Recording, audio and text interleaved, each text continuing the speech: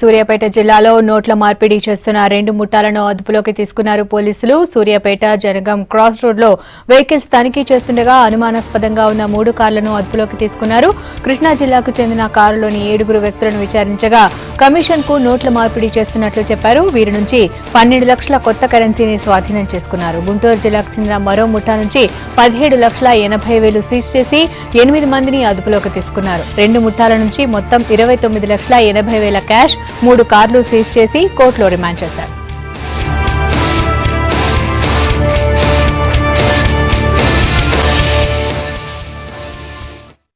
కొంతమంది వ్యక్తులు ఒక గ్యాంగ్ ఆఫ్ ఫామ్ అయ్యి కొత్త నోట్స్ 2000 రూపీ నోట్స్ తీసుకొని వచ్చి 500 and 1000 రూపీస్ ఏవైతే డిమానిటైజ్ అయినాయో ఆ డినామినేషన్ని పాతవి బ్లాక్ మనీ ఎవరి దగ్గర అయితే ఉందో వాళ్ళ దగ్గర నుంచి తీసుకొని ఈ 2000 రూపీ నోట్స్ వాళ్ళకు ఎక్స్చేంజ్ చేస్తామని తిరుగుతున్నారు అన్న ఇన్ఫర్మేషన్ పైన లాడ్జెస్ చెకింగ్ ఆర్గనైజ్ చేయడం జరిగింది.